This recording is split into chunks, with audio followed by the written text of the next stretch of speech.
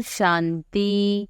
15 अक्टूबर 2024 के ईश्वरीय महावाक्य। पहले एक नज़र मुरली के मुख्य पॉइंट पर। बाबा ने कहा, अपने को आत्मा समझना है और एक बाप को याद करना है ताकि भूत सब भाग जाए। आत्मा में ही भूतों की प्रविष्टा होती है। फिर इन भूतों अथवा विकारों का नाम भी लगाया जाता है, देह, अभिमान, काम, क्रोध आदि। कभी भी कोई कहे कि ईश्वर सर्वव्यापी है तो कहो सर्वव्यापी आत्माएं हैं और इन आत्माओं में 5 विकार सर्वव्यापी है। सतयुग में यह 5 भूत नहीं है। नाम ही है डेटी वर्ल्ड। यह है डेविल वर्ल्ड।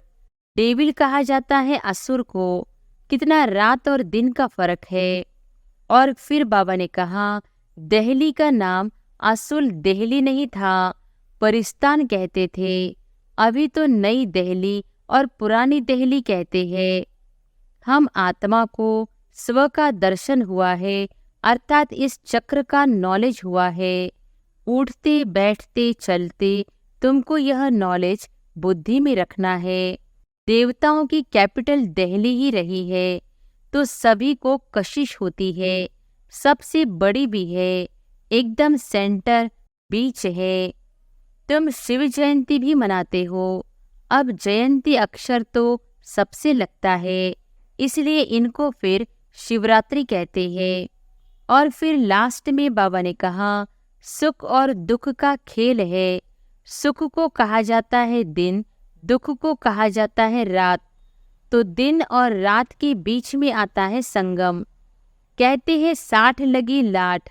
इस समय सबको लाठी लगी हुई है। सब वानप्रस्थ निर्वाण धाम में जाएंगे।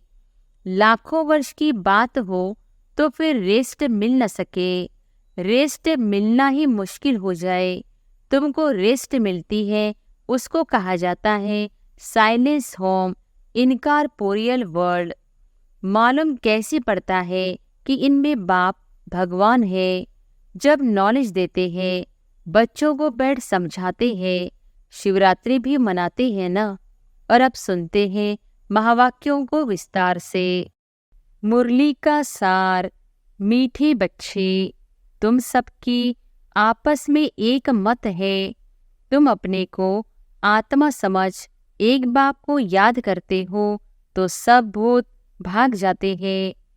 प्रश्न है, पद्मा पदम भाग्यशाली बनने का मुख्य आधार क्या है?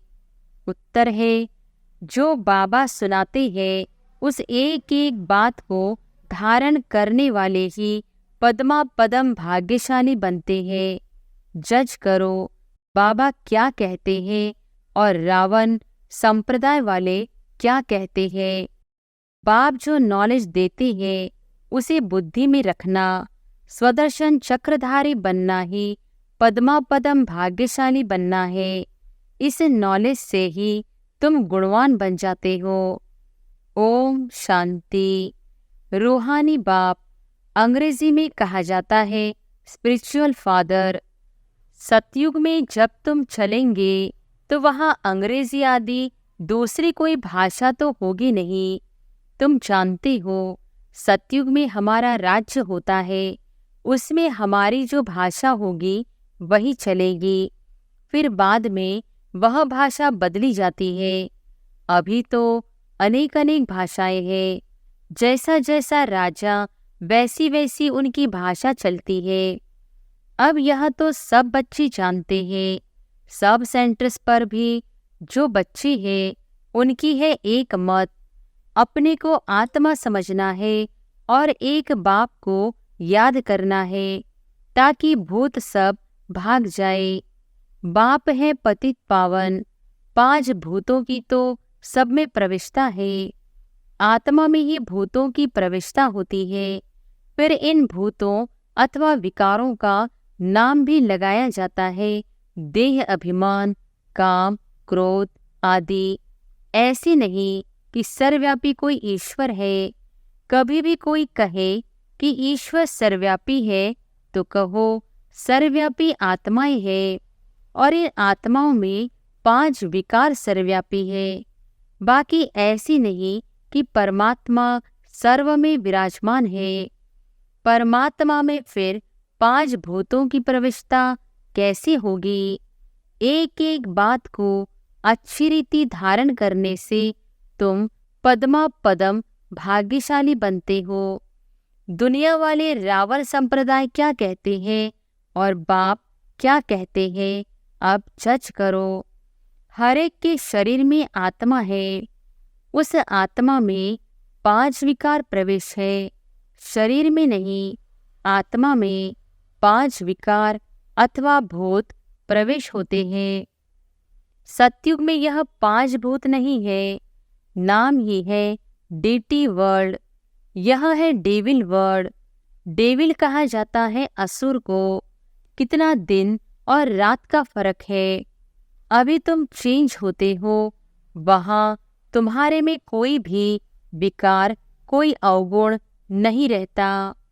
तुम्हारे में संपूर्ण गुण होते हैं। तुम 16 कला संपूर्ण बनते हो।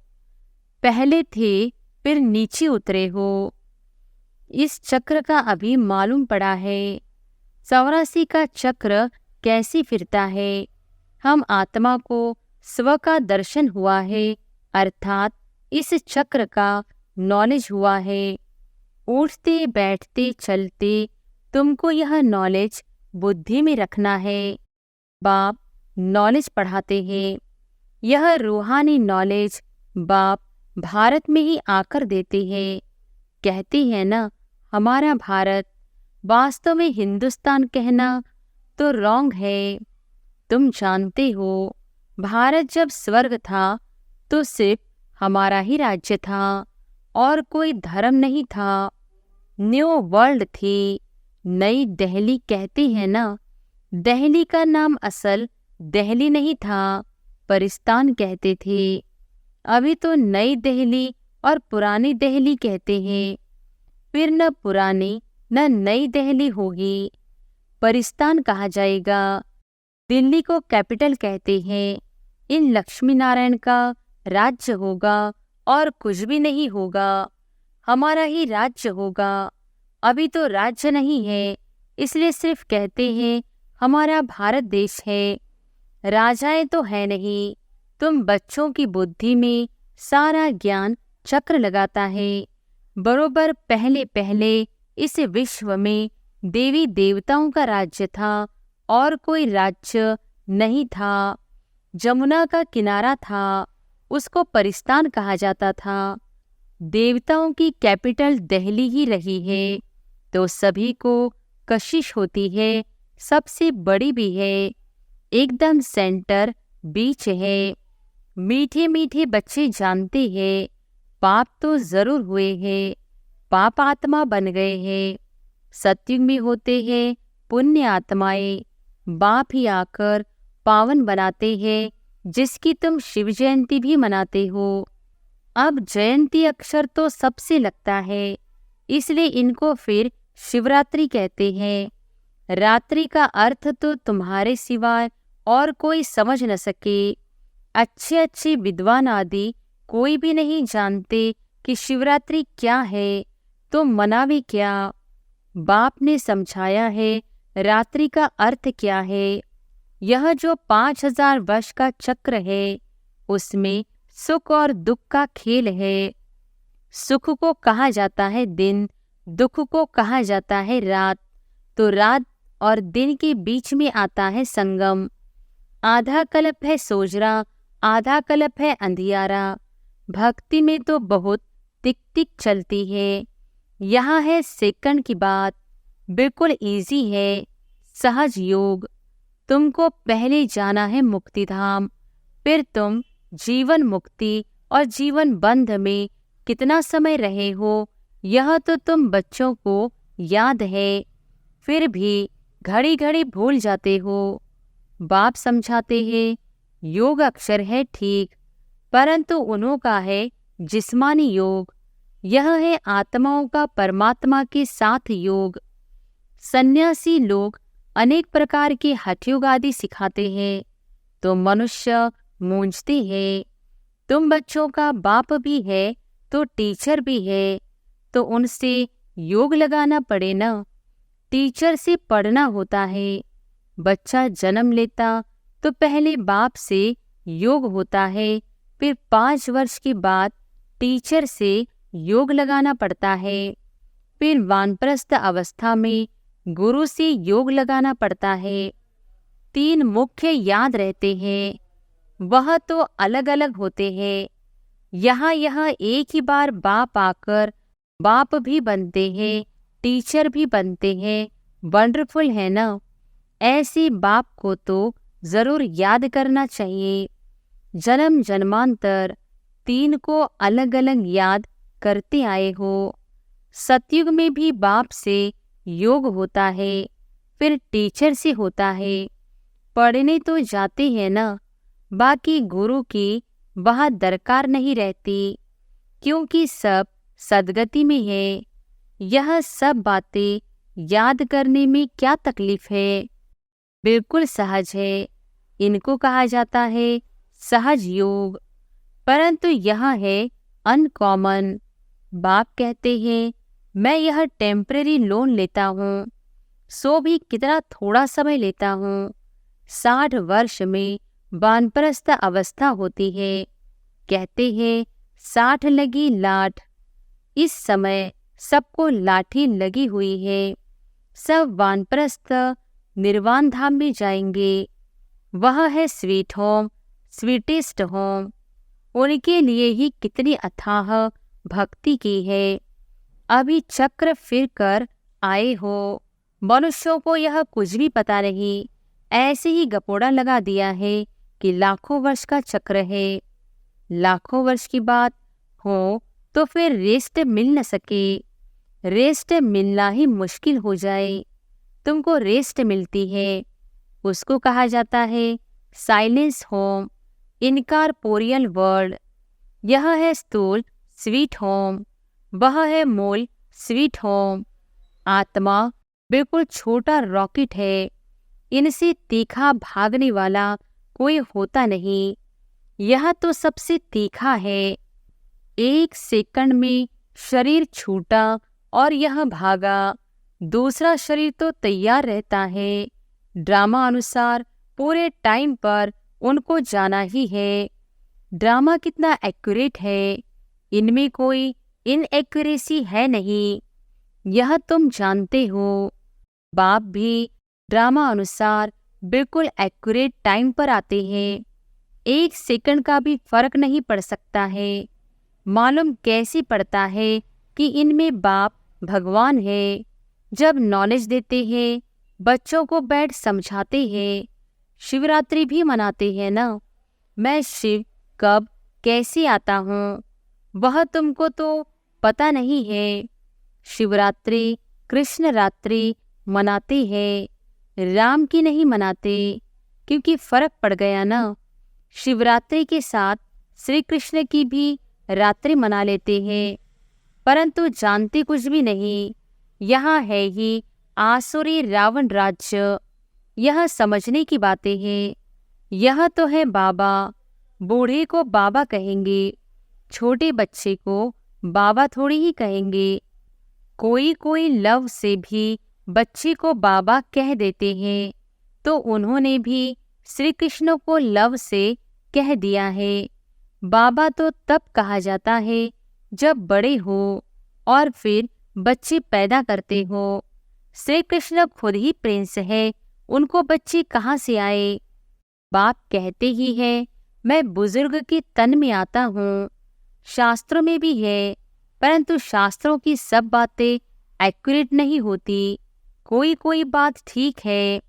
ब्रह्मा की आयु माना प्रजापिता ब्रह्मा की आयु कहेंगे, वह तो जरूर इस समय होगा। ब्रह्मा की आयु मृत्युलोक में खत्म होगी। यह कोई अमर लोक नहीं है। इनको कहा जाता है पुरुषोत्तम संगम युग। यह सिवाय तुम बच्चों के और कोई की बुद्धि में नहीं हो सकता। बाप बैठ बताते हैं मीठे मीठे बच्चों, तुम अपने जन्मों को नहीं जानते हो। हम बतलाते हैं कि तुम 84 जन्म लेते हो। कैसे? तो भी तुमको पता पड़ गया है। हर एक युग की आयु 1250 वर्ष है और इतने इतने जन्म लिए हैं। 84 जन्मों का हिसाब है ना, 84 लाख का तो हिसाब हो न सके। इनको कहा जाता है 84 का चक्र। 84 लाख की तो बात ही याद न आए। यहाँ कितने अपरम अपार दुख है। कैसे दुख देने वाले बच्चे पैदा होते रहते हैं। इसको कहा जाता है घोर नरक। बिल्कुल छीछी दुनिया है। तुम बच्चे जानते हो, अभी हम नई दुनिया में जाने के लिए तैयारी कर रहे हैं। पाप कट जाए तो हम पुण्य आत्मा बन जाए। अभी कोई पाप नहीं करना है। एक दो पर काम कटारी चलाना, यह आदि मध्य अंत दुख देना है। अभी यह रावण राज्य पूरा होता है। अभी है कलयुग का अंत। यह महाभारी लड़ाई है अंतिम। फिर कोई लड़ाई आदि होगी ही नहीं। वहाँ कोई भी यज्ञ रचे नहीं जाते।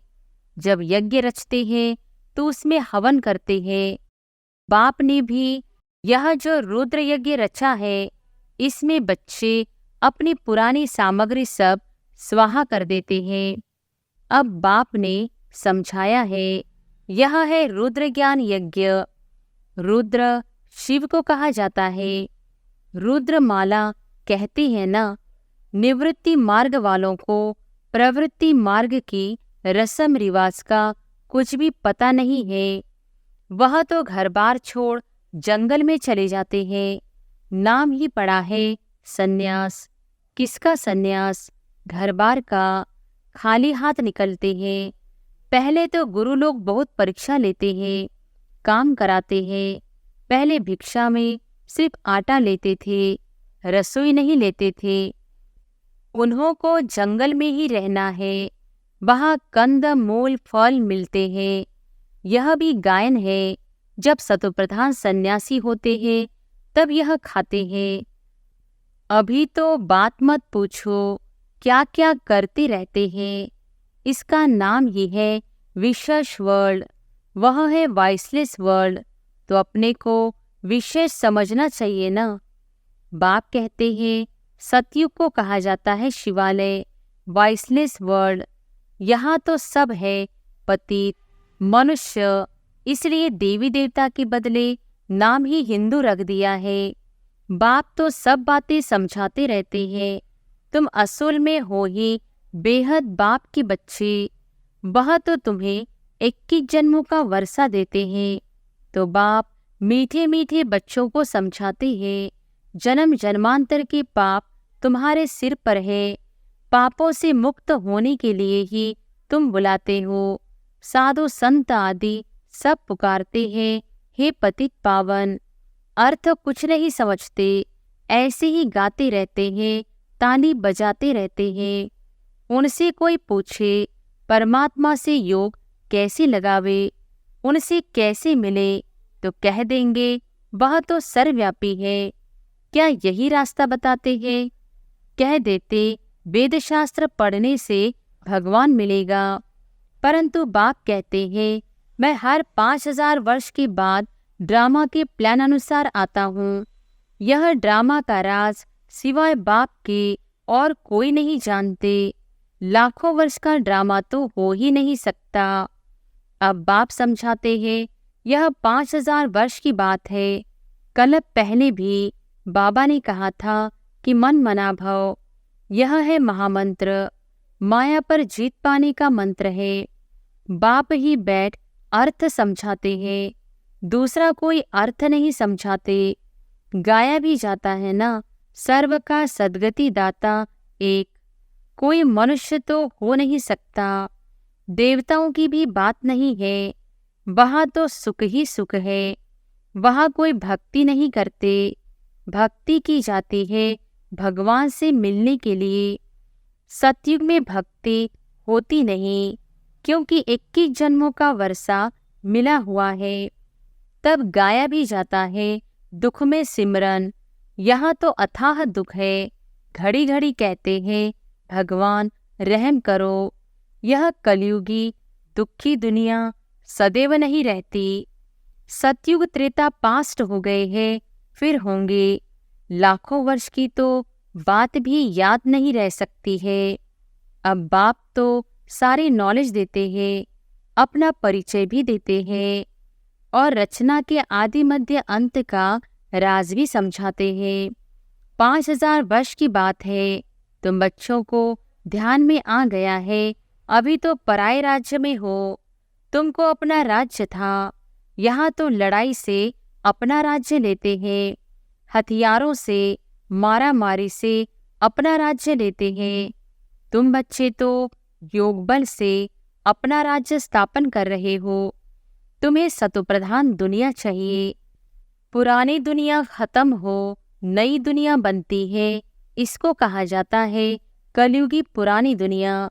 सतयुग है नई दुनिया, यह भी किसको पता नहीं है। सन्यासी कह देते यह आपकी कल्पना है। यहाँ ही सतयुग है, यहाँ ही कलयुग है। अब बाप बैठ समझाते हैं। एक भी ऐसा नहीं है जो बाप को जानते हो। अगर कोई जानता होता तो परिचय देता। सतयुग त्रेता क्या चीज है, किसको समझ में थोड़ी ही आता है। तुम बच्चों को बाप अच्छी रीति समझाते रहते हैं। बाप ही सब कुछ जानते हैं। जानी जाननहार अर्थात नॉलेजफुल है। मनुष्य सृष्टि का बीज रूप है, ज्ञान का सागर, सुख का सागर है। उनसे ही हमको वर्षा मिलना है। बाप नॉलेज में आप समान बनाते हैं। अच्छा, मीठे मीठे सिकिलधे बच्चों प्रति माता पिता बाप दादा का याद प्यार और गुड मॉर्निंग। रूहानी बाप की रूहानी बच्चों को नमस्ते। धारणा के लिए मुख्य सार। पहली पॉइंट, यह पापों से मुक्त होने का समय है, इसलिए अभी कोई पाप नहीं करना है। पुरानी सब सामग्री इस रुद्र यज्ञ में स्वाहा करनी है। दूसरी पॉइंट, अभी वानप्रस्थ अवस्था है, इसलिए बाप टीचर के साथ साथ सद्गुरु को भी याद करना है। स्वीट होम में जाने के लिए आत्मा को सतो प्रधान पावन बनना है। वरदान है, अपनी सूक्ष्म कमजोरियों को चिंतन करके परिवर्तन करने वाले स्वचिंतक भव। अपनी सूक्ष्म कमजोरियों को चिंतन करके परिवर्तन करने वाले स्वचिंतक भव। सिर्फ ज्ञान की पॉइंट रिपीट करना, सुनना व सुनाना ही स्वचिंतन नहीं है, लेकिन स्वचिंतन अर्थात अपने सूक्ष्म कमजोरियों को, अपनी छोटी छोटी गलतियों को चिंतन करके मिटाना, परिवर्तन करना, यही है स्वचिंतक बनना। ज्ञान का मनन तो सभी बच्चे बहुत अच्छा करते हैं, लेकिन ज्ञान को स्वयं के प्रति यूज कर धारणा स्वरूप बनना, स्वयं को परिवर्तन करना, इसकी ही मार्क्स फाइनल रिजल्ट में मिलती है। स्लोगन है, हर समय करण करावनहार बाबा याद रहे तो मैंपन का अभिमान नहीं आ सकता। अच्छा, ओम शांति।